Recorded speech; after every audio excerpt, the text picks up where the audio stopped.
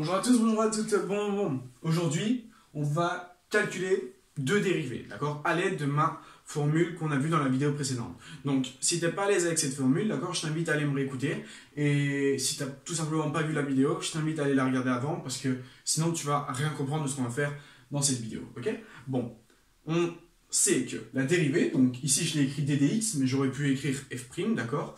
Donc, on va calculer la dérivée de 3x et la dérivée de x carré, d'accord? Donc on a une première fonction qui est égale à 3x et une deuxième fonction qui est égale à x carré. Bon, je rappelle que la dérivée, d'accord, donc ddx, ça peut s'écrire aussi f' de x, d'accord? Et c'est égal à f de x plus dx moins f de x, le tout divisé par dx, ok?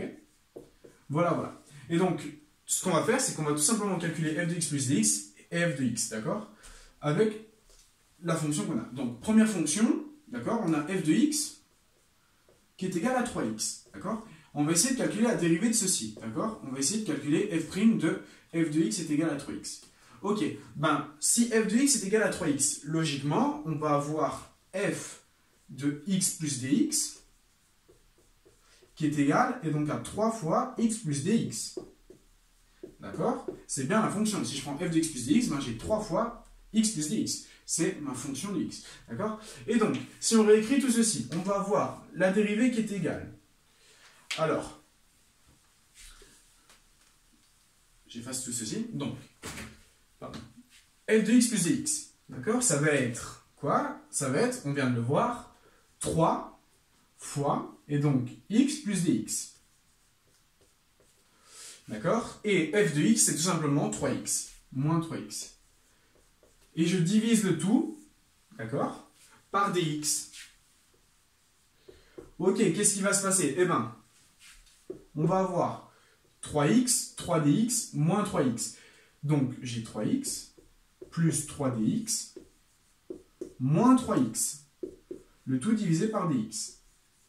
Alors, ben, les 3x ici, ils vont se simplifier. Et il va me rester 3dx. Et si je fais 3dx divisé par dx, les dx se simplifient, et j'obtiens que la dérivée de ma fonction, d'accord, donc la dérivée de 3x, c'est tout simplement égal à 3, d'accord? Donc la dérivée de 3x, c'est égal à 3, d'accord? De manière générale, on va prendre une fonction un peu plus générale que ça. Hop là, voilà, on va enlever le 3 là.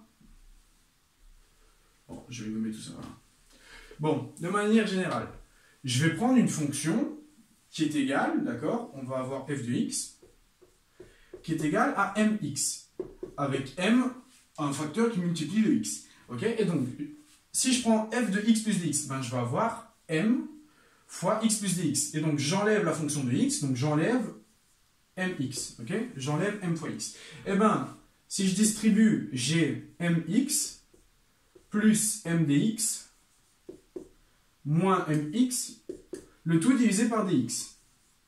Alors, ben, mx moins mx, pardon, se simplifie. Il va me rester m dx, le tout divisé par dx. Les dx vont se simplifier. Et donc, on a que la dérivée, d'accord, de mx, d'accord, d'une fonction qui est égale à mx, ce sera toujours m, d'accord. Donc, si je prends f', ce sera égal à m. D'accord? Et donc, avec cette formule, d'accord, la formule de la dérivée, on a su trouver la dérivée de fonctions qui sont, dans un premier temps, assez simples. D'accord? Et donc, quelles sont-elles, ces fonctions? Ben, si maintenant, à l'avenir, je vais vous demander calculer la dérivée, hein, je prends la dérivée de 7x, eh ben, on sait que ce sera égal à 7. Parce que la dérivée de mx, c'est égal à m. D'accord? En fait, le x ici, on va dire qu'il tombe. Vous allez comprendre pourquoi plus tard. D'accord? Donc, dérivée de 7x est égal à 7. Comme on peut dire que la dérivée de 2x, c'est égal à 2, et ainsi de suite. D'accord? Voilà. Ok.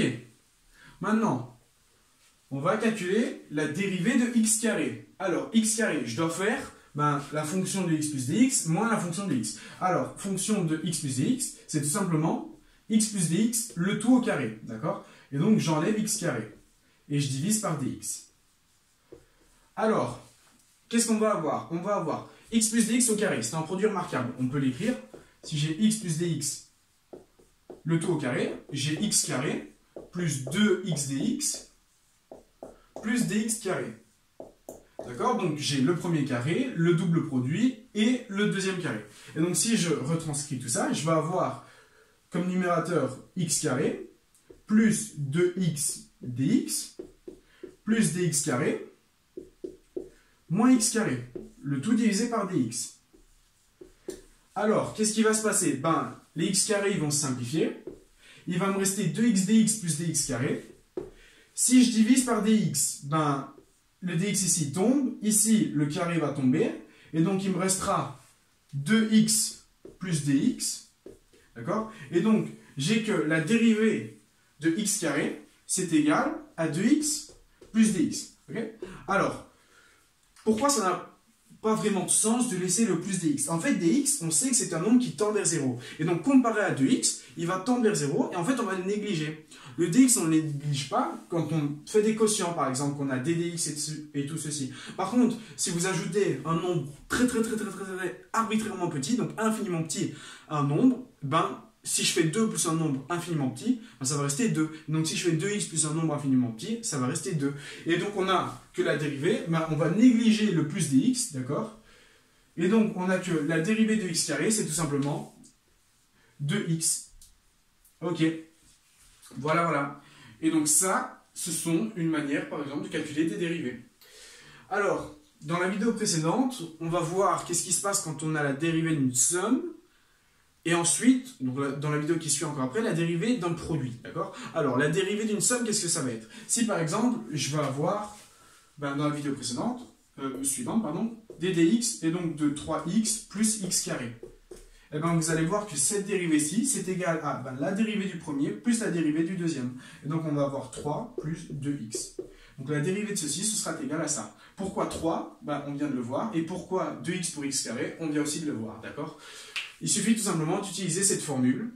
Les x carrés simplifient, les dx aussi. Bon, là, j'ai un carré, donc il tombe. Hein, je vais peut-être l'écrire et le parer, comme ça. Et donc, j'obtiens que la réponse est égale à 2x.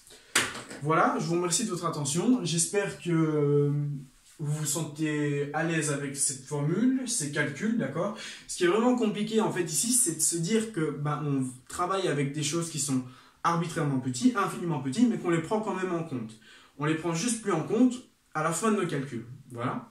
Bon, je vous remercie de votre attention, encore une fois, c'est la troisième fois que je le dis, et je vous dis à bientôt pour une prochaine vidéo.